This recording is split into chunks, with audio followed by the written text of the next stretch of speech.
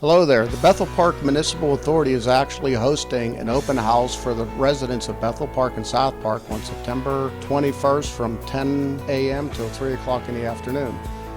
We encourage all the public to come down and take a look at one of the largest investments that they have in the wastewater treatment plant. The other thing that we are doing on that day is it's going to be a career day for high school students trying to look at the water sector and see what different job opportunities are out here.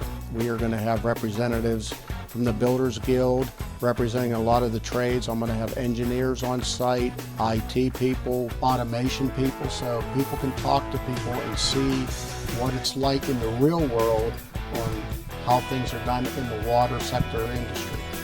Well, I hope everybody can make it here on the 21st, and it'll be a pleasure meeting you guys. Thank you.